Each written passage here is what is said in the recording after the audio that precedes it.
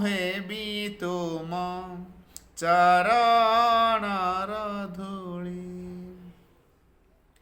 फूलटिए होई फुटी बगीचारे हसुथिबि सदा तुमरी इच्छारे फूलटिए होई फुटी बगीचारे हसुथिबि सदा तुमरी इच्छारे माली होई गुंथि हेबी माली होई गुंथि हेबी न करिबि कली मोहे भी तुम चरणर धूली मोहे भी तुम चरणर धूली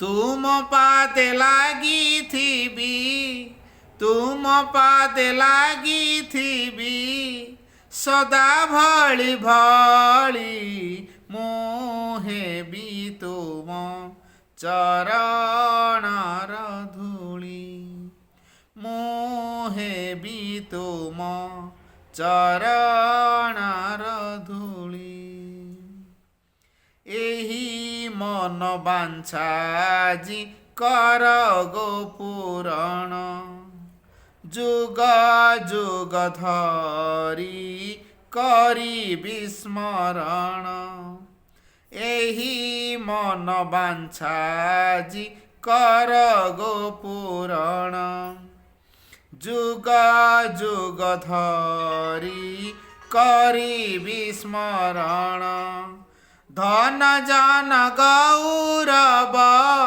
धन जन गौरव न करी बियली मोहे भी तुम चरणर धूली मोहे भी तुम चरणर धूली तुम पाते लागी थीबी तुम पाते लागी थीबी सदा भली भली मोहे भी तुम चरणर धूली मोहे भी तुम चरणर धूली मोहे भी तुम चरणर धूली।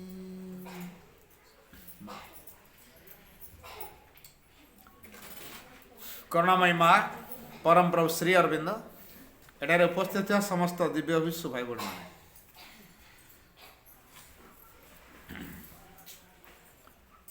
गोटे बड़ कथा होची एठी मु देखिला परे मते एते खुशी लागुची कारण एठी समस्त होचंद अपा लेडीज हला सतरे ए गाँ पई आज गोटे नुआ दिग खोली गला आपण माने एठी जो माने एठी आसी उपस्थित अछंदी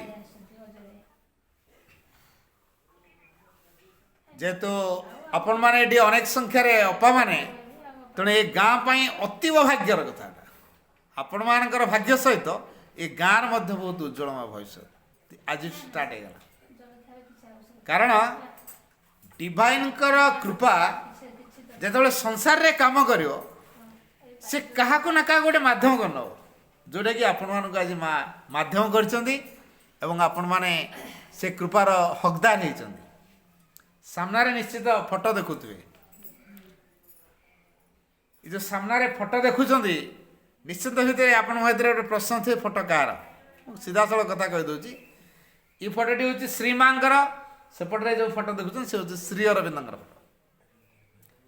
तेणु श्रीमा श्री अरविंद पुणी किए क्या स्वयं आद्याशक्ति दिव्य जननी जी सी बर्तमान नारी रूप में मानव रूप में ये संसार को आस जुग्म अवतार आगुरी सब सिंगल अवतार थे यहाँ हूँ जुग्म अवतार आ स्वयं जे परम प्रभु से श्री अरविंद संसार जिते बड़े किसी नुआ कार्य हबार थाए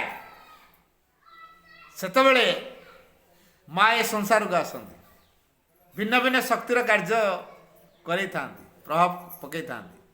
ଗୋଟେ ସମୟରେ ଭଗବାନ ଶ୍ରୀକୃଷ୍ଣ ଆସିଲେ, ଆନନ୍ଦମୟ ପ୍ରେମର ରାଜ୍ୟକୁ ତିଆରି କରିଗଲେ। ଗୋଟେ ସମୟରେ ଭଗବାନ ଶ୍ରୀରାମଚନ୍ଦ୍ର ଆସିଲେ,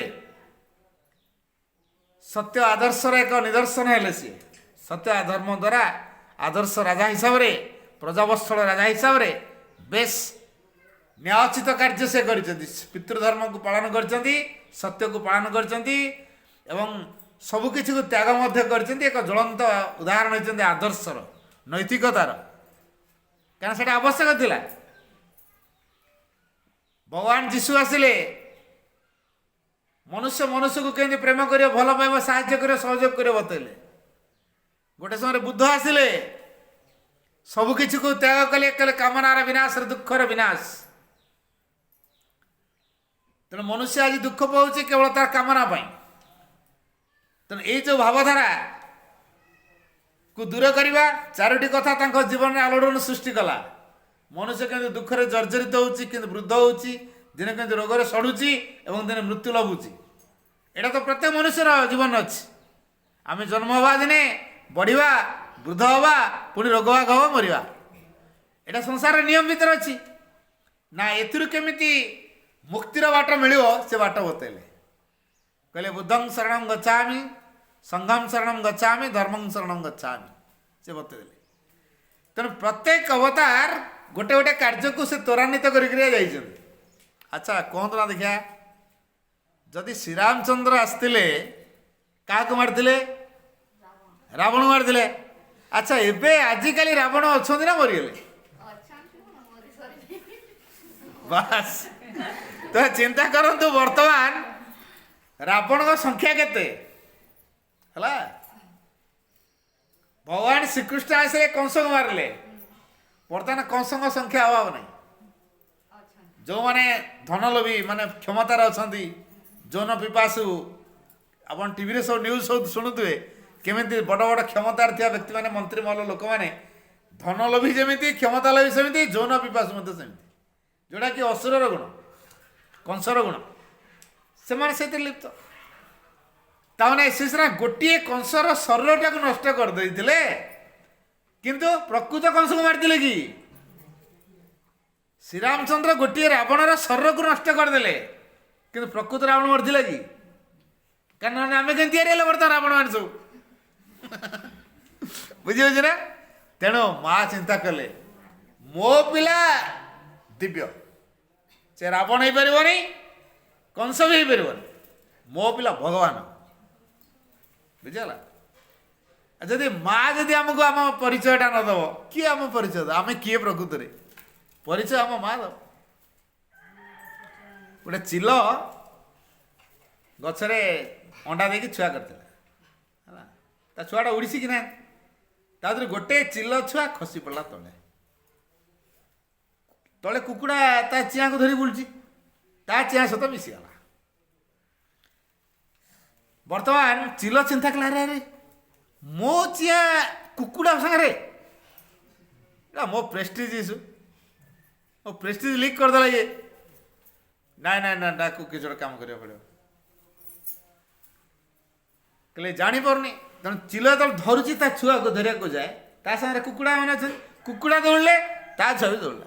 ସିଏ ପୋକ ଚୋକ ଟୁଙ୍ଗିଲେ, ଚିଲ ଛୁଆ ବି ପୋକ ଚୋକ ଟୁଙ୍ଗିଲେ। କୁକୁଡ଼ା ଚିଆ ଘରକୁ ଗଲେ, ଚିଲ ଛୁଆ ବି ଘରକୁ ଗଲା। ପୁଣି ତାପର ଦିନ ଆସିଲା, ସିଏ କୁକୁଡ଼ା ପଲଙ୍କରୁ ଆଉ ଛାଡ଼ିକି ଗଲା ନାହିଁ। ଧୀରେ ଧୀରେ ତାର ଡେଣା ବଢ଼ିଲା, ଭଲ ଆକାରର ରୂପ ନେଲା, ଶରୀର ବଢ଼ିଗଲା। ଚିଲ ଆଉ ଧରିବାକୁ ଚେଷ୍ଟା କରିକି ପାରୁନି, କାରଣ କୁକୁଡ଼ା ମାନେ ଦୌଡ଼ିଲେ, ସେ ଚିଲ ଛୁଆ ବି ଦୌଡ଼ୁଛି। ଦିନେ ହଠାତ୍ ଚିଲକୁ ଗୋଟେ ବଡ଼ ଅଫେନ୍ସ ହେଲା, ଅପମାନ ହେଲା। ମୋ ଛୁଆ ଯଦି କୁକୁଡ଼ାଙ୍କ ସାଙ୍ଗରେ ରହିବ, ମୋ ପ୍ରେଷ୍ଟିଜ୍ ଗଲା।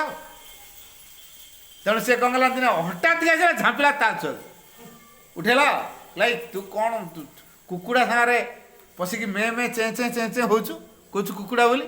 ତୁ ମୋ ଛୁଆ, ଚିଲ ଛୁଆ, ତୁ କୁକୁଡ଼ା ଛୁଆ ହେଇପାରିବୁନି କେବେ। କାରଣ କୁକୁଡ଼ା ଛୁଆ ଆକାଶରେ ଏମିତି ଉଡ଼ିପାରିବନି, କିନ୍ତୁ ଚିଲ ଛୁଆ ଆକାଶରେ ଉଡ଼ିବ ନା ନାହିଁ। ଦେଖ ତୁ କେମିତି ମୋ ଛୁଆ। ପାହାଡ଼ ଉପରକୁ ନେଇଗଲା, ଦୂରକୁ ପଳେଇଲା, ସେଇଠି ତାକୁ ଛାଡ଼ିଦେଲା। ଏବେ ବଞ୍ଚିବ ତ ଜଣେ ବଞ୍ଚିବା ପାଇଁ କିଛି ହଲେଇବ ଗୋଡ଼ା ହଲା ହାତ ସିଏ ଯେମିତି ତା ଡେଣାଟାକୁ ହଲେଇଦେଲା ଯେମିତି ହଳେ ଆରେ ମୁଁ ତ ତଳେ ପଡ଼ୁନି ମୁଁ ତ ଆକାଶରେ ଉଡ଼ୁଛି।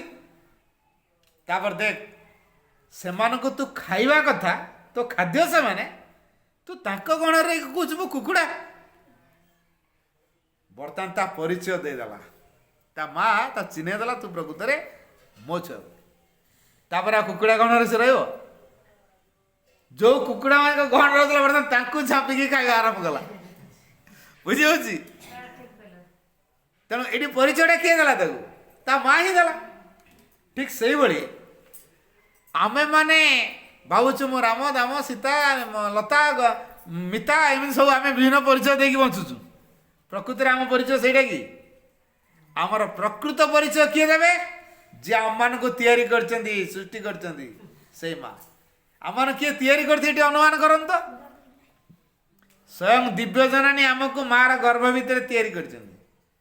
ସଂସାର ଗଲେ କି କାମ କରିବା ସେ କାମ ପାଇଁ କୋଉ ପ୍ରକାର ଯନ୍ତ୍ର ଦରକାର ଖଞ୍ଜି ଦେଇଛନ୍ତି। ତାପରେ ଆମେ ସଂସାରକୁ ଆସିଲୁ ସେଇ କାମ କଲୁ। ଆମ ମା ଯଦି ଇଚ୍ଛା କରିକି ତିଆରି କରିଥାନ୍ତା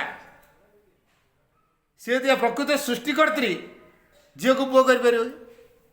ଏଇଟା ଝିଅ କାହିଁକି ହେଲୁ କାରଣ ବାପା 10 ଲକ୍ଷ ଏନା ଯିବ ନା କାଲି ମା ତୁ କାଲି ପୁଅ କରିଦେ ତ ମୁଁ 10 ଲକ୍ଷ ଆଣିବି। ହବ ହବ କି? ଏଠି ଝିଅମାନେ ବସିଛନ୍ତି ନା ହଁ ଝିଅ ମାନେ ମା ପାଖରେ ମୁଣ୍ଡ ବାଡ଼େଇ କହିବେ ତୁ ମତେ ଝିଅ କାହିଁ କରିଥିଲୁ କାଲି ପୁଅ କର ମୁଁ 10 ଲକ୍ଷ ଆଣିବି। ଚିନ୍ତା କର ନା ହବ?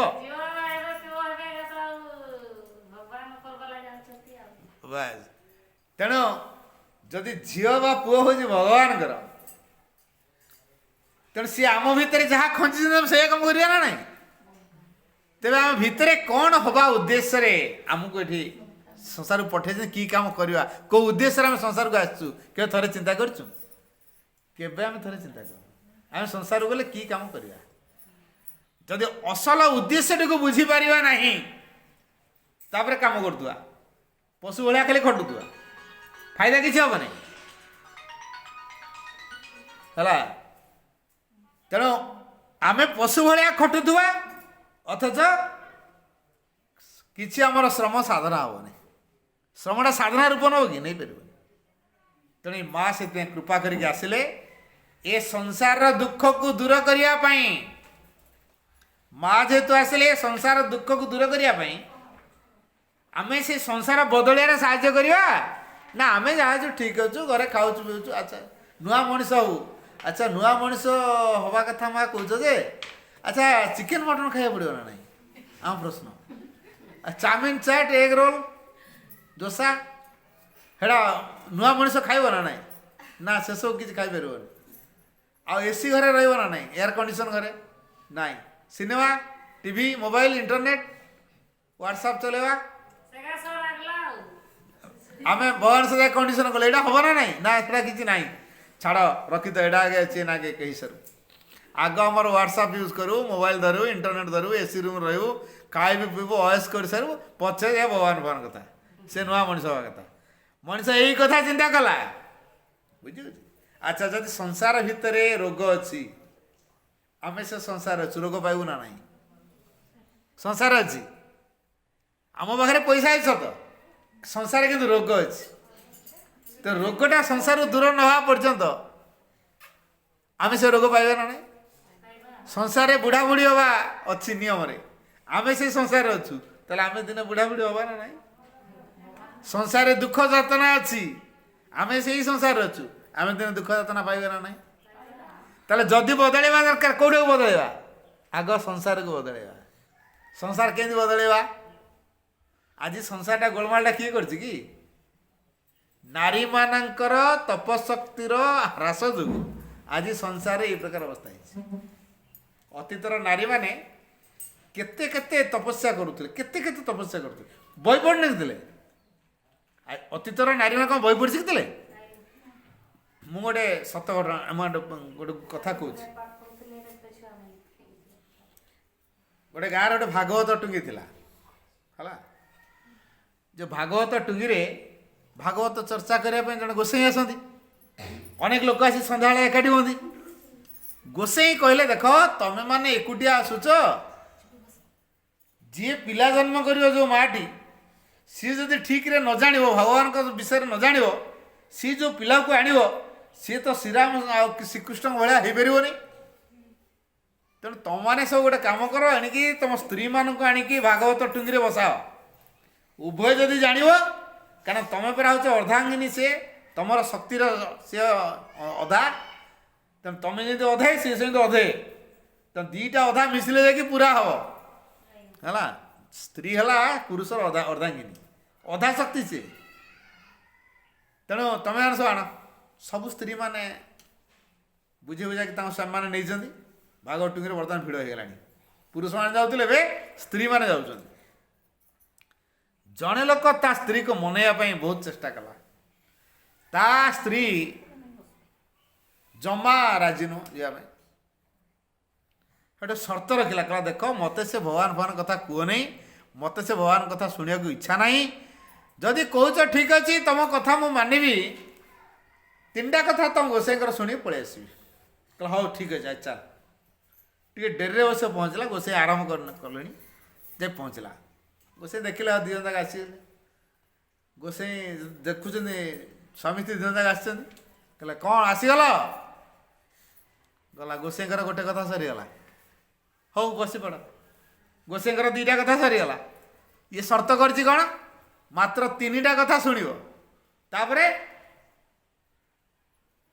से भागवत टुंगी पलि आस तापरे भगवान गोसाई कथा शुणला शुणी सारा पर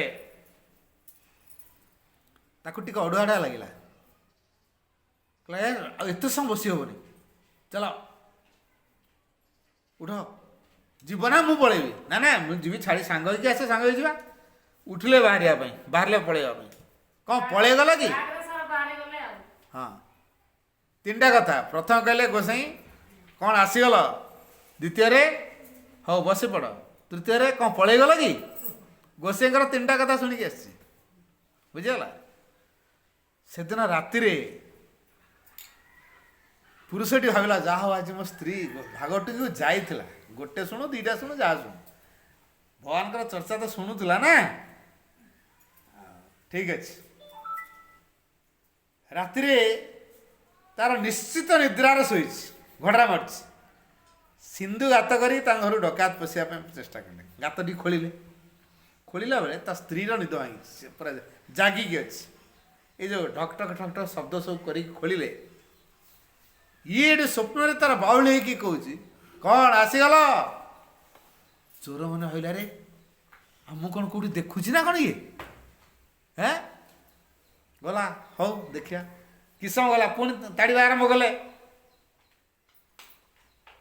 ताड़ी सारा पर कहला हौ बसी पड़ अरे ये आम कौटी देखुची देखुन पुणी आउे कहले हौ बसी पड़ बोली गोसाई से तीनटा कथा तार स्वप्न बाहर बाउली चोर मैंने जापार बाहर अच्छे गात खोलुन गात कणा करके जी तापर तार कौटी गोटे छपिकी देखुची आमको इना गाँ लोक डाक आण आमको आनी धरा कर माड़ खुआ कर ना ना एक शीघ्र पलैवा चोर मैंने जो कल दरकार ना जावाई तब बाहर चोर मैंने कौन पलि गल कि दौड़े तो ये तो आमको देखुची ये निहाती आमको देखुची कौटी हाँ से भाविल तो गाँ लोक को कही कही आसला एना निश्चित माड़े बाजो पलैवा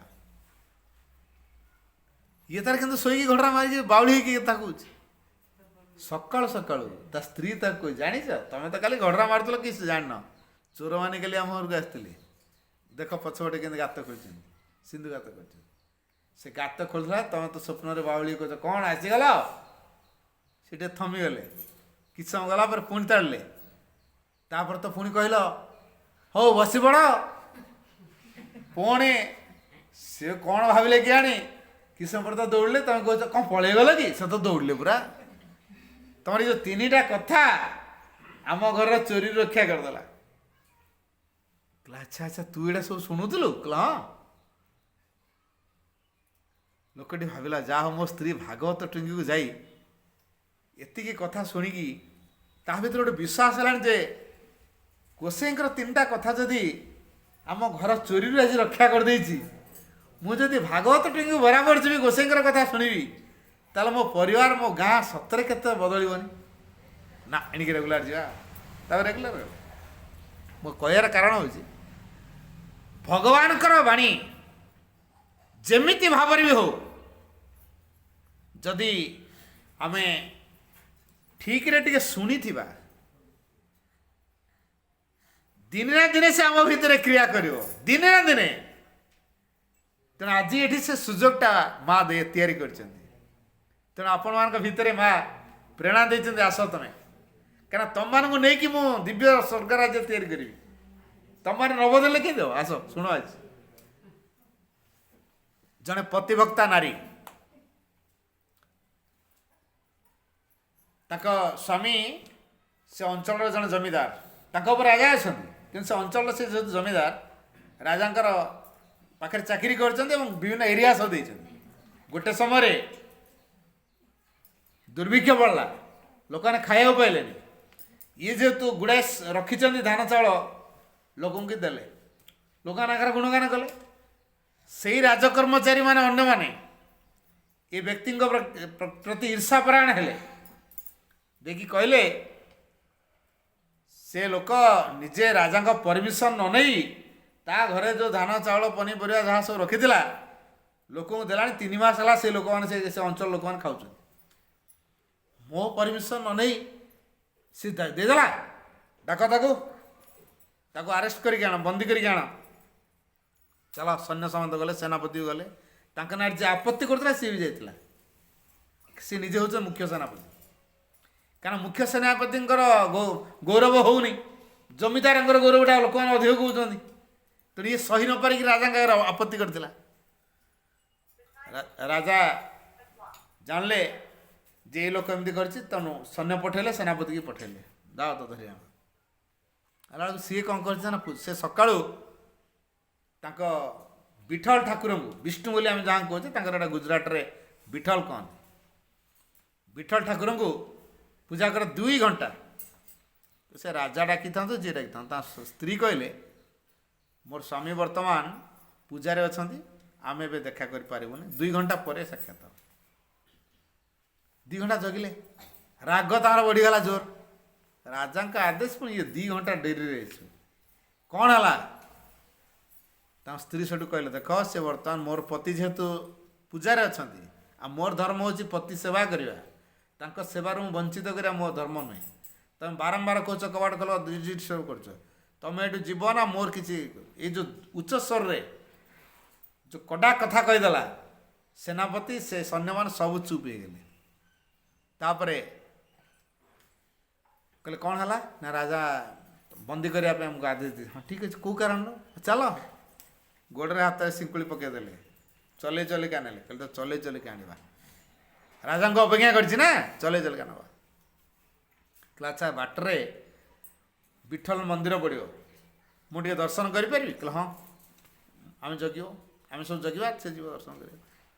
ସେଠି ଯାଇ କହିଲା, କ'ଣ ପ୍ରଭୁ, କାରଣ ରାଜା ଆଦେଶ ଦେଇଛନ୍ତି ତାର ଯେତକ ଖର୍ଚ୍ଚ ସେ ଲୋକଙ୍କୁ ଦାନ କରିଦେଇଛି, ତାର ପାଉଣାଟା ସେଇଠି ଦେବ। 3 ମାସ ହେଲା ଲୋକଙ୍କୁ ଯେଉଁ ଖାଇବାକୁ ଦେଇଛି, ସେ ମୂଲ୍ୟ କେତେ ହେବ ସମ୍ପତ୍ତିର, ସେତକ ମୂଲ୍ୟ ତାର ଏଠି ରସିଦ କଟା ହେବ, ନହେଲେ ସେ ଜେଲରେ ରହିବ। ଏ ପ୍ରକାର ଆଦେଶ ଦେଇଛନ୍ତି। ତାପରେ ଇଏ ତ ପେମେଣ୍ଟ କରିନି, ପଇସା ନାହିଁ, ଲୋକଙ୍କୁ ତ ଦେଇଦେଇଛି, ତାର କେଉଁଠୁ ପଇସା ଆସିବ? ଆରେଷ୍ଟ କରାହେଇଛି। ଗଲାବେଳେ ଆଉ ଜଣେ ଦୂତ ଯାଇକି ଆଗତୁରିଆ ପହଞ୍ଚି ଯାଇଛନ୍ତି। ଇଏ ତାଙ୍କର ବିଠଲ ମନ୍ଦିରରେ ପୂଜା କରୁଛନ୍ତି। ଆଉ ଜଣେ କହିଲେ କ'ଣ ହେଲା ନା, ଇଏ ସେ ମୁଁ ଆସିଥିଲି, ଆପଣ ମୋର ନୋଟିସ୍ କରିଥିଲେ, ମୁଁ ଆସିଛି, ଆଉ କେତେ ଆପଣଙ୍କର ପାଉଣା? ଯେତିକି କହିଲେ ସାଙ୍ଗେ ସାଙ୍ଗେ ପେମେଣ୍ଟ କଲେ, ରସିଦ ଦିଅ। ତାଙ୍କର ଯେ ରେଭିନ୍ୟୁ ଡିପାର୍ଟମେଣ୍ଟ ଯିଏ ରାଜାଙ୍କର, ତାଙ୍କ ପାଖରେ ରସିଦ ନେଇକି ଗଲେ। ରସିଦ ନେଇକି ସେ ଯେଉଁ ବହି ପଢ଼ନ୍ତି, ସେ ବହି ଦେହରେ ରଖିଦେଇଛନ୍ତି ରସିଦ। ତାଙ୍କ ସ୍ତ୍ରୀ ସିଆଡ଼େ ଭଗବାନ ବିଠଲଙ୍କ ପାଖରେ ପ୍ରାର୍ଥନା କରୁଛନ୍ତି, ସତରେ କ'ଣ ମୋ ସ୍ୱାମୀ ଏମିତି? ମୁଁ ଯଦି ଜଣେ ପତିଭକ୍ତା ନାରୀ ହେଇଥିବି, ପ୍ରଭୁ ତମେ ହିଁ ଆଜି ତାର ଶକ୍ତି ଦେଖେଇବ। ମୋ ସ୍ୱାମୀଙ୍କୁ ବିନା କାରଣରେ ରାଜା ଈର୍ଷାପରାୟଣ ହେଇ, କ୍ଷମତା ଲୋଭି, बिना कारण जेल दंड देवाई चक्रांत कर तुम जदि प्रकृत में भगवान एवं मुझे प्रकृत जन प्रतिभक्ता नारी ताले आज तुम तार प्रमाण देख प्रार्थना रही स्त्री विचलित न हो भगवान प्रार्थना कर स्वामी स्वामी जेल गला बाटर बंदी कर नेला बाटर गोटे विठल मंदिर में पूजा कर भीतर जन किए जाकि राजा को पेमेंट कर देकी रसीद आनी बही भर थी ये तापर कौन मन को आसला बहीटी खोलिक देखिए गोटे रसीद कौन पेमेंट हो सारी बिना कारण नहीं हाँ तापर राजा लोक पठे ना नहीं से लोक को तुम चले चले आणुच कि ये शसन मान आण शसन मान आणले कहले आप शसन मान कहीं नापे कहले ना नहीं तांकर भूल पेमेंट हो सारी चले चले राजा रास्त नवाटा किसी कारण ना तापर राजा ये व्यक्ति को देखिकी स्तंभीभूत हो गले कहला या मत कौ कारण डकई ना आपंकर एमती बाकिया था कहले कौन बाकिया था देखो तो नाई ना आपंकर पेमेंट हो जाए पेमेंट हो जाए आश्चर्य हो गले किए पेमेंट कला ताकर जो जिते 1000 टंका डॉलर सोना मुद्रा जहाँ जहाँ सबुड़ा किए दब भगवान ही आणिक देते विठल को जो प्रार्थना करते प्रभु विठल निजे नहीं देते यही चमत्कार जदि भगवान कृपारू हो पारे माँ तो चमत्कार आहरी चमत्कार देखो ना ये जिते जन सब अच्छे सब एका प्रकार मुह एका सारा पृथ्वीर लोक एकाठी करदे कई मिसवे ना मिसवे ताले एते रूप देखिए तैयारी कर बड़ चमत्कार न आ हाथ मऊ झरे देले तुलसी बाहर करदे बड़ भगवान से लोक तापर भिड़ तांक बाहर भिड़ बेसी जे हाथ तुलसी बाहर कले मऊ बाहर कले लड्डू बाहर करेले चमत्कार देखेदेले लोक तो कहले हाँ ये तो भगवान मो निश्चय किसी गोटे कामना पूर्ण करदे शोषण करवा अत्याचार करवा व्यक्त ये भंड मान आउ कि काम न तेणु ये प्रकार जिनस नुहे जी प्रकृत में भगवान से आम आत्मार विकास में जहाँ आवश्यक से करती तेणु आम मान तपस्यार जो दिगटी को डेभलप करेले संसार बोल तेणु आज संसार ए प्रकार अवस्था भीतर दे गति करुच्ची तार कारण हूँ नारी मानकर तपशक्तिर ह्रास हो अच्छा जड़े नारी तपस्या करके भगवान डाकुला बोली ता पाखर भगवान कृष्ण जन्म हो गले तार भी गोटे भाई अच्छे कंस क्या भल लगे कंस को ना देवकी क्या भल लगे कार चरित्र भल लगे कहतु देवकीर चरित्र ना कंसर चरित्र अच्छा कौन जेल खानाटा एडे बढ़िया जगह जे भगवान कृष्ण से गले मुझे जन्म हुई कौटी जन्म हेले जेल जदि भगवान श्रीकृष्ण जेल खाना को अच्छी नौ से जेल खाना को देखिले ना देवकीर प्रार्थना को देखिले बास तेणु जी प्रकृत में प्रार्थना कर तारी गर्भ में भगवान श्रीकृष्ण जन्म हो तारी गर्भ में भगवान श्री रामचंद्र जन्म हो तारी पाखर बुद्ध जन्म हो जीशु जन्म हो आम कहीपर मनीष रूप से थे कहीपर मु जन व्यक्ति उदाहरण देवी भारी सत घटना मुझे कहूँ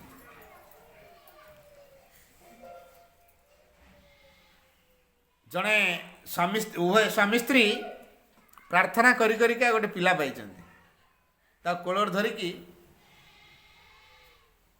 से पढ़ुंट मार्कंड पुराण बापा ना हूँ मार्कंड राउतराय आम ओडिशार जगतसिंहपुर जिलार कथा मोर सत घटना टे कहूँ मार्कंड राउतराय बापा ना है माँ ना हूँ झुंपा देवी है ये जिते कोलर धरिकी भागवत मार्कंड पुराण शुणुंट मार्कंड पुराण पढ़ुंट बाप मार्कंड मार्कंड राउतराय मार्कंड पुराण पढ़ुंट से गोटे प्रलयर कथा बाहर है जो प्रलयर कथा बाहर से प्रलयर कथा शुणिकी कोलर तो छुआटा शोची ना 2.5 वर्ष 2 वर्ष 2.5 वर्ष छुआ हठात कौच ना एणिक आ प्रलय हेनी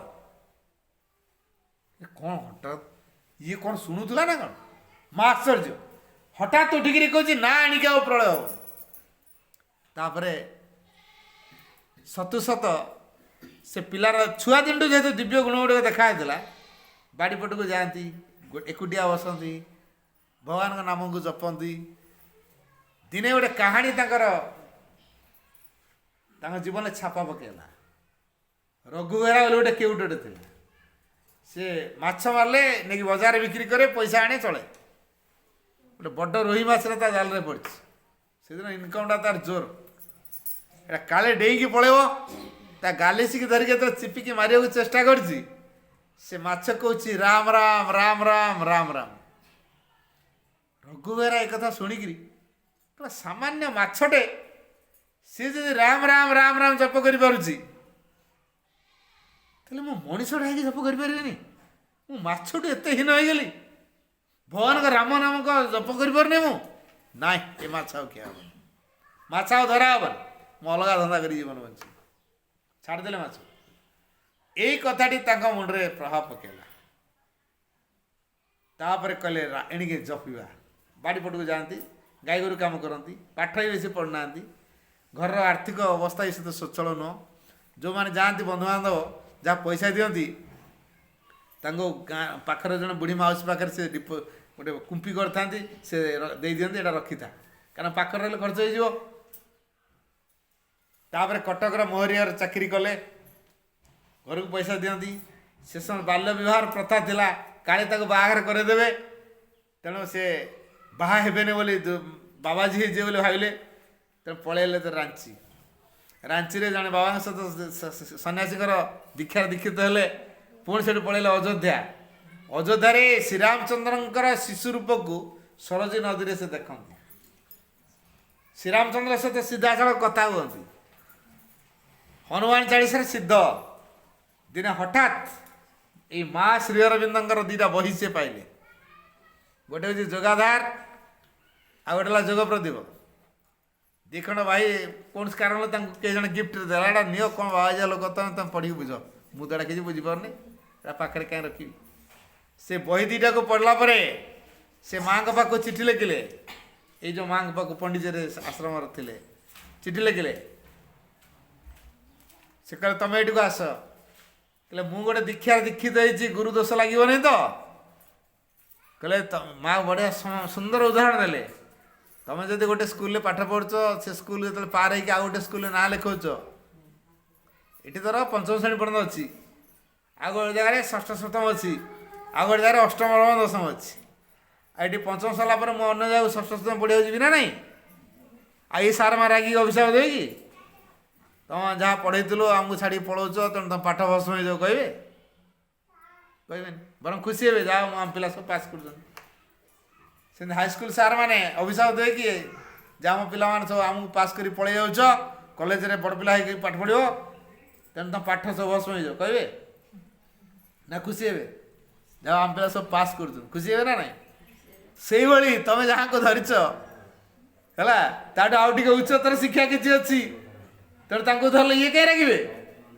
एथिरे तुम गुरुदोष लगिबार प्रश्न उठू नहीं आस तापर पलैले बाबाजी ढंगर पंडित आश्रम रहिले माँ से कथा मु ओडिशावासी केमिति जानिबे हेडु लेखा लिख अनुवाद कले तांको जने सहयोगी कले आज जदि आम बसी पार्छु पाठचक्र कर पार्छु कले तांकरी पई ओडिशा रे पाठचक्र आंदोलन पूर्णांग शिक्षार आंदोलन से ही आरंभ कले से आमर परम पूज्य बाबाजी महाराज से गोटे बही लिखिछन दिव्यजुग स्थापना रे नारी नारी मानकर तपस्या रे संसार हब उन्नति तांको तपस्या जदि क्षीण हो गला संसार गला आजिकली नारी माने झील माने पाठ पढ़ुआ पिला अच्छा पाठ पढ़ी चाकरी करेंगे पायलट हे सब कथा हे जो चेतना दिगरे तपस्या दिगरे भगवान का दिगरे जो सरलता अकपट निरंकार निस्वार्थपर सत्यनिष्ठ उदार समभावपन्न धैर्यशीला सहनशीला निस्वार्थपर निरहंकार अध्यवसायी संकल्पी आत्मजयी यही गुणगुड़िकर अधिकारी जो नारी हवा कथा जदि से गुण गुड़ा आम हासिल करना आम पाखर कौ पिला तैयारी हे से पिला कौन संसार कल्याण कर जदि झीटे विवाह करने पूर्वर से चिंता करुच्ची यदि मुझे पठुआ नारी झीटे मो पिला भी सेमती पाठ पढ़ी आईएएस अफसर आईएएस अफसर क्षमतार अधिकारी हम प्रचुर टंका पुलिस सलाम मारे समस्ते सलाम मारे मु गर्व फुलि है। अच्छा आईएएस अफिसर है जेतु जिलार दायित्व तांकर जिलार जो सरकार टंका आसूँ उन्नतिमूलक काम दुर्नीति करिकी जेल दंड जीवार चांस अच्छी ना नहीं अच्छी ना नहीं क्या सरकार का व्यवस्था सेमती अच्छी ना गाँ मानकर कल्याण पाई सरकार का पांठी किसी पैसा आसो कलेक्टर जरिया दिज्व ये जन कलेक्टर तार जो अर्थ लोभ लगे 500 कोटी टका हिसाब देते खर्च करते 400 कोटी आ 100 कोटी होगा हिसाब घेरफेर करते ना तेणु करप्शन केस धरपकड़ है जेल चाकरी सस्पेंड जेल तेना से जेहेतु जेल गले करप्शन कले तलिया कर्मचारी को पार्टी करनी कि तुम भी किसी परसेंटेज नहीं जाओ मुझे 100 कोटी नहीं जाओ कोटी टका परसेंटेज अन्य आउ तो पाइगली तेणु जो दुर्नीतिखोर मनोभाव भर या तार कारण कौन माटी गर्भरे पिला को धरी बेले से कौन चिंता करथिला मो पिला भल पाठ पढ़ आईएएस अफसर हम प्रचुर टंका रोजगार कर ये तो टंका रोजगार करुच्ची सतरे कर कि असतरे कर जगतर कल्याण लगे कि सेवार लगे से कथा ता मुंडे ढुकिनी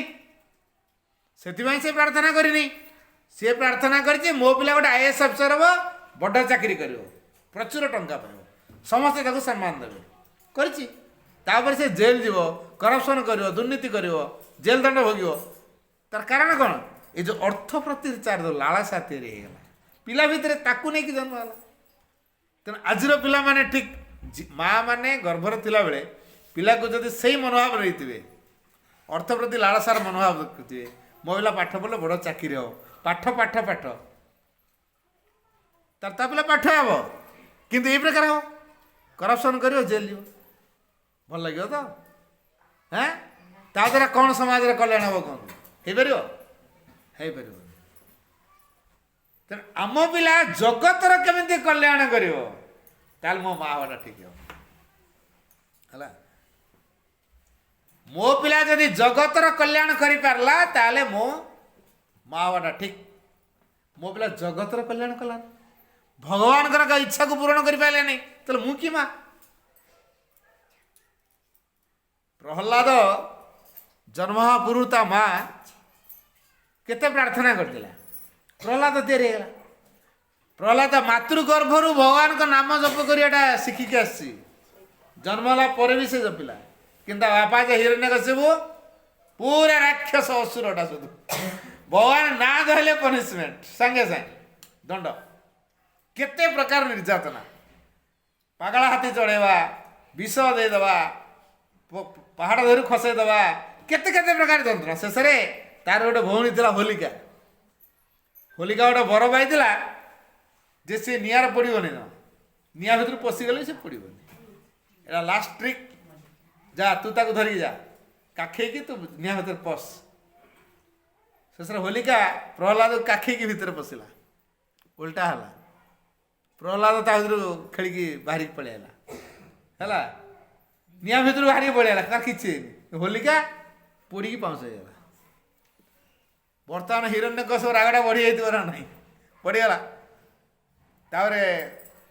अत्यधिक मात्रा उत्क्षिप्त होगा कहला मो भगवान सबुठी अच्छे कौन खुम्बरे अच्छा ता बापा जिते निर्यातना दौर हिरण्यकशिपु से भगवान डाकुची आमती बारंबार बारंबार भगवान को डाकिया फल जड़ भितर खम्ब जो जड़टा खम्ब भितर भगवान बाहर से प्रस्तुति होता हिरण्यकशिपुंकर बारंबार निर्यातना प्रहलाद प्रति प्रहलाद को प्रस्तुत करा जड़ भितर भगवान को बाहर करने एटा सिक्रेट कारण जो हिरण्यकशिपु प्रहलाद प्रति एत निष्ठुर आचरण करुले प्रहलाद विकल हो भगवान को डाकुले अधिक डाकुले अधिक अधिक विकल हो भगवान को डाकिवा द्वारा जड़ जो खम्बटा है जड़टा तार जीवन नाई तारी भितर भगवान बाहर सी प्रस्तुत होता केमिति पत्थर भितरु खंभ भितरु भगवान बाहरी पारे प्रहलाद से प्रस्तुत होता तेणु सतु सत खंभर बाहरी पड़े मारिदेला जमी गोटे देख भगवान बाहर कि तापर विदार देले मारले। अच्छा एटा जड़े मार तपस्या ना अन्य किसी प्रहलाद भली पिला तैयारी हवाटा जड़े मार तपस्या ता माँ केमितिका प्रार्थना करते प्रहलाद तैयारी है। आम घरे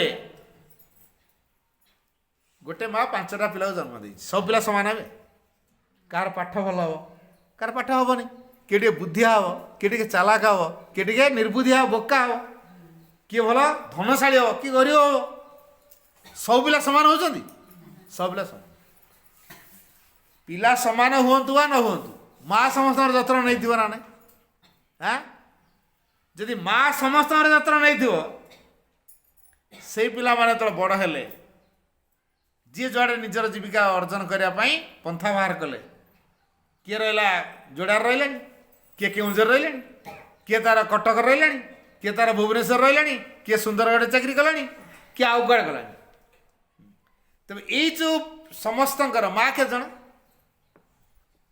माँ जान ना जड़े तार कहला मोर जी मंदिर को जी भजन कीर्तन करी से तार मंदिर को गला आउ जड़े कहला ना मु चर्च को जी मुझे फादर को डाक जीशु को डाक से क्रिश्चियन हो गला आउ कहला ना मु सन्यासी भाया जीवन बची झूला धरबी द्वार द्वार बुलबी भिक्षा करी कहबी बुद्धं शरणं गच्छामि धर्मं शरणं गच्छामि संघं शरणं गच्छामि द्वार द्वार लोक बाणी नहीं पहुँचेबी गला झूला बाबाजी आवेश धरी झूला धरी द्वार द्वार बुली ये बाणी कहीकि आसला बुद्ध हो गला किए कहला ना मु नमाज पढ़ी गला तार मस्जिद गला नमाज पढ़ला।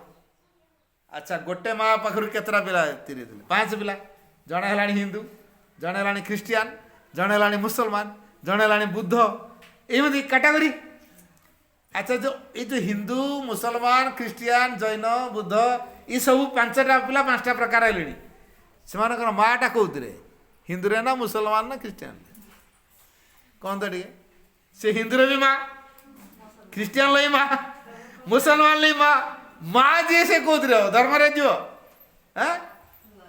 तेणु जी स्वयं दिव्य जननी सी सबु धर्मर ऊर्धरे है तेणु से भाई माँटी आम पाइछु आज ये माँ को मुह को चाहिए सुंदर ये सुंदर सजई से घरे सुंदर सजेवा जदि घरे प्राधान्य दिगला मुख्य कर रखाला सबुति जनागला सबू कथार कौ छुआर देह पा भल मंद घर जावतीय कथा जनइबा से मुरबी आग सहित अंतरंग संपर्क आम माँ सहित छुआ जमी संपर्क छुतिका मूर्तिका किसी बारे छुतिका मूर्तिका बारे इवेन पीरियड टाइम रे मध्य माँ पाखे फुल दे पारे है तेणु माँ बारे किसी बार ना क्या छुआ श्रद्धार डाकुची माँ आसो ना नहीं आप कौन बाथरूम भितर पशुं लाट्रिन जा गोटे स्काइलाइट पट देकी गोटे नागटे डेला भितर हालु हालु कौन कर भगवान डाकिए ना नहीं डाकिए तो हाँ पोखरी आड़े झाड़ा जाइए बाघ गोड़ेला झाड़ा फेरी बस डाकिए ना भगवान को भगवान शुणे ना नड़िया कदली आनी भगवान शुणे कौन शुणे तो से डाकिए मुझे नड़िया कदली आने बाघ टे अपेक्षा कर भगवान डाक कहे कि नड़िया कदली आने बाघ कहीं छाड़ दिव प्राण मूर्छा आम भगवान डाकिया भगवान साहाଯ୍य करिए ना नहीं तो भगवान कौटा देखते भाव को देखते विकल भाव में डाकुचे सी नियम देखते नड़िया आनल कि नहीं कदली आनल नहीं देखती कौन आम जो मंदिर को जाऊँ नड़िया कदली नहीं जाऊँ भगवान सब सृष्टि कल नड़िया अभाव था बिचरा भगवान को नड़िया ना आम नड़िया देने से खाइबे या कि आम तो लाच देखुच 108 नड़िया दे मोटिटा कर दियो कौट आनबी नड़ियाटा दुकान किणी आनी तैयारी पारि जदि भगवान नड़िया संसार तैयारी मुझे कौट नड़िया आनी कहूँ भगवान संसार नड़िया तैयारी करना नड़िया आनीपारि नड़िया सी तैयारे गचर सी पड़े अधिकार नहीं मोर अधिकार मु कौन कहूँ 108 नड़िया देवी मोर यहाँ करदियो 108 नड़िया देवी भगवान को चिटिंग ठकामी कर अच्छा भगवान ठाकिले कृपा मिलिବ ना दंड तेणु यही भूलटा आम करुचु बोली माँ को कृपा पाई घरे माँ को रखा सुंदर सजेवा ता मालिक बोली मानिवा जुआड़ जावा जनईकी जावा जहाँ करा जनई करवा देखा आम जीवन सहजमय तेणु ये आहरी अनेक थर आलोचना हम तेणु आप आनुष्ठानिक भाव में आप घरे समस्ते आसतु ये माँ फटोटे रखी बाबाजी महाराज लेखा बही कि आगे पढ़ु दिव्यज स्थापन जो अनेक नारी अच्छा नारी मान कथा को आग पढ़ु तापर जानी बाबाजी महाराज लेखा बही कही अपा मान जोगेदेवे से ही बही को आग पढ़ु तापर तो जानीजे तापर माँ को आपड़ छाड़ीदे माँ आपन को भिड़िकी धरवे छाड़े कड़े छाड़े माँ पिला को छाड़द माँ के पिला को दूरे दब तेना माँ आम सहित रुहतु कृपा आम सहित बराबर कार्य कर।